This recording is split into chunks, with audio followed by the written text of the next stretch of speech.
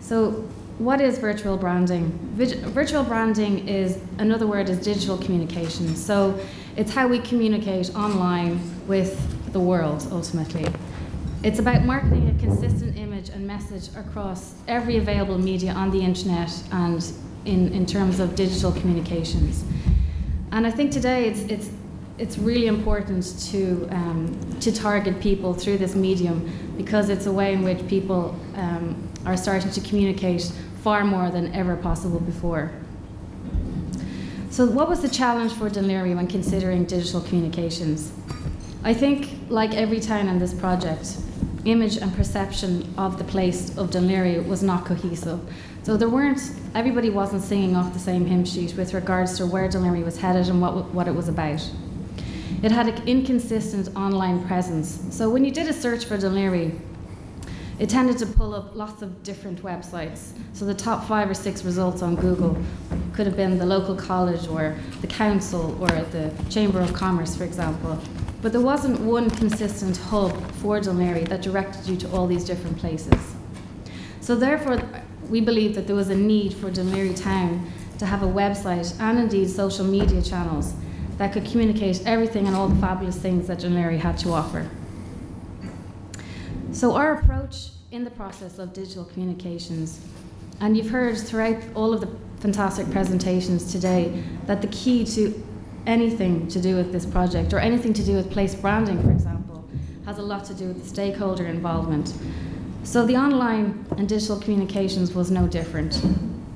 We ensured that throughout the process of digital communications that we liaised with lots of different stakeholders, whether it was the shopping centre or the Chamber of Commerce, the council itself, and all the different stakeholders that would have ways and means to communicate with a wider audience on the web. We also tendered for an online communication specialist, and we have Derek from Inspiration Marketing, who won that tender, here to speak after myself today. And he'll go through the methodology and exactly how we went about the process. But the first challenge was to establish an online strategy, and I think this is a really, really important step. It's really to do with tone of voice, what branding we were going to use, how we were going to communicate with people, and what elements of the online communications channels we were going to utilize. So in consideration of our digital communications, what in fact did we select and what did we utilize? And obviously throughout this whole thing, budget is always a key consideration, and it's an evolving process, so it will change as time goes on. The first step, that was kind of the obvious step, was the website. It was designed to be a one-stop shop for people looking for any information on the town. We felt that the most important element to Dún Laoghaire with regards to communication online was to communicate its fantastic events and festivals similar to Elaine. It was really, really important hub for people to come here and to visit. It had to reflect, obviously, the new graphic language that we had created, and it had to be sleek, simple, and functional. By all, any communications online just needs to be quick, easy, and people can negotiate it very simply. And then it was, who do we want to speak to? Who do we want this to be of benefit to? So obviously we had to divide it into the key targets that would utilize the website. So it was the residents of the surrounding areas, local businesses, potential investors, tourists from abroad, and Irish visitors. And you'll see in the next slide, the design was catered for all those key target audiences. And the most important thing is to ensure that it's integrated. There's no point in it being, again, a silo, as John mentioned, and being one thing, one element online. It had to be integrated across all the communications online. This is just a sample of a snapshot of the website as it stands. So you can see it does target people who might be visiting, local businesses, residents, investors, and obviously a place where they can contact for more information. So we've had good results to date. We've had, on average, about 5,000 visits per month. We've had lots of new visitors to the site every month, which is great, so 80%. And on average, 2 visits, or 2 pages per visit. So they spend on average about a minute on the site, which is very good results for a new website. It's only established a year. So obviously go home and look up dunlaoghaire.ie, use your smartphones here and you can look it up. The next step then was to create a method of communication that we could drive information to people's desktops or to their smartphones. And that way we did an e-newsletter. So we were able to communicate with people. We chose to target kind of news and events as the key information that people look for online about Dún Laoghaire. So we utilised that as our first e-newsletter. And really what this does is it promotes positive engagement, and it really encourages repeat visits. So it encourages people to click on the link, inquire as to what's happening, and come and visit the place.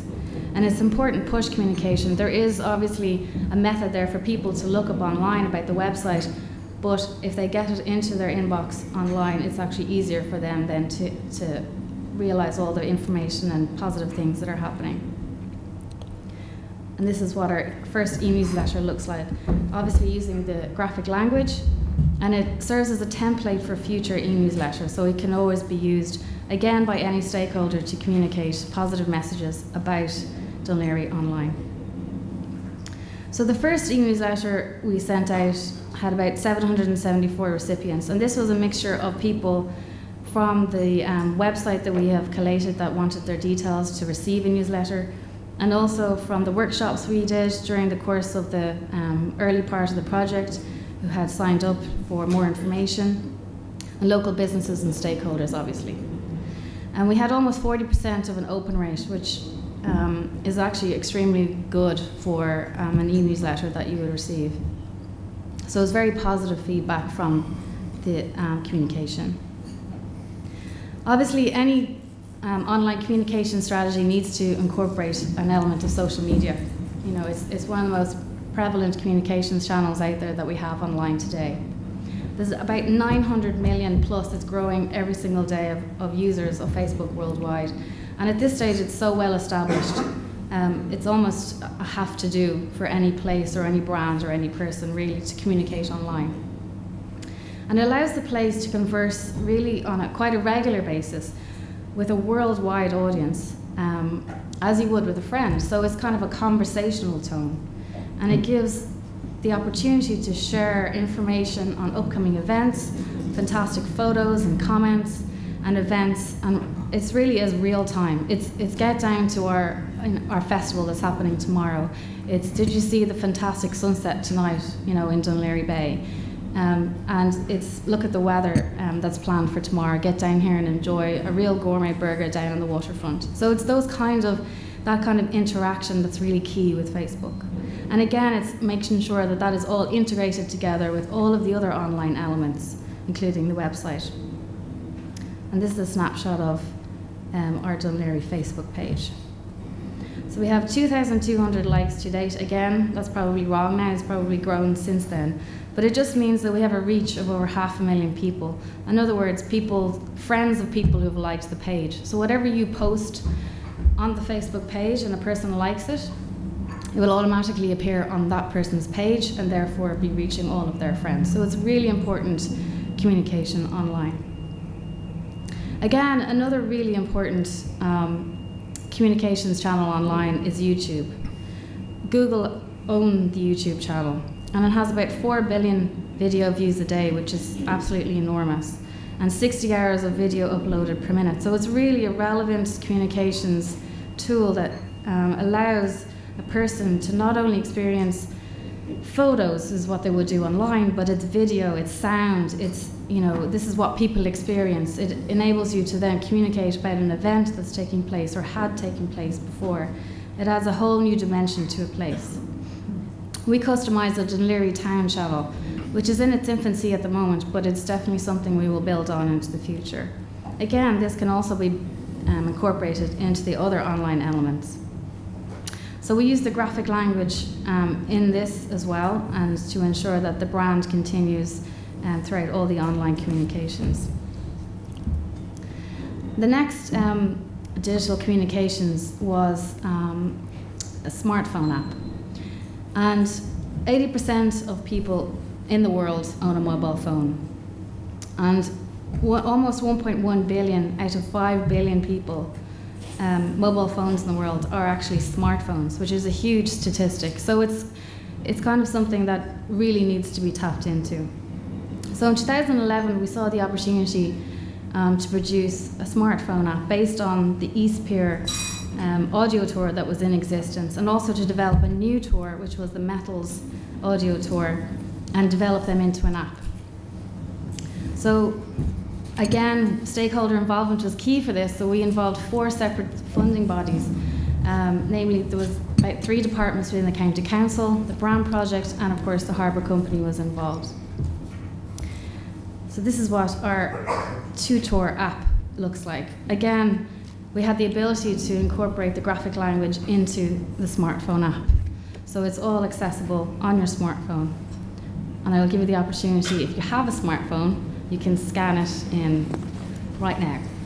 So if anyone has a smartphone, they can point it up here and scan it in and download. It's a completely free app. As well, you'll be getting, there's a postcard outside with the information you can take away with you, and you can download it later on if you wish as well. So today we haven't actually done any marketing on this whatsoever. We have a QR code for it, but we still have 850 combined downloads of the 2 apps to date, which is really quite amazing considering we haven't done any promotion of it at all. And the idea was really to bring the counties, the waterfront in particular, rich heritage and culture, to a new audience, because obviously with online communications, it's a global communication. So it's not just for locals and visitors within Ireland to experience, but also worldwide, which is fantastic. And it also gives a template. The idea was to create something that could be developed on into the future. So more apps relating to retail, relating to events, everything, it can be adapted and used as a template. So what have we learned throughout this process?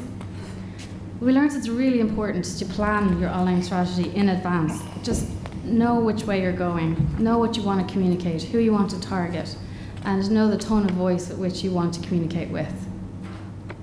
Allow enough time. This can't be emphasized enough. Everything always takes longer than you think. So just allow enough time to communicate and to get all the stakeholders involved. And also, never underestimate the power of the website. So it is a one-stop shop for people online. People will look for it. You can be on your offline communications, for example, in your marketing campaigns, in your brochures, in your local tourist office. It's really important to get your website right and to ensure that it caters for all your target audiences. Obviously, a lot of day-to-day investment is needed, and I think Joe will testify to that, having carried the brand torch for Laoghaire from this point on, is that day-to-day investment for time is huge. So to update it, keep it refreshed, keep it interesting, keep it interactive, update all the events, and everything that goes on in a place, there's a huge amount of effort involved in that, so never underestimate it.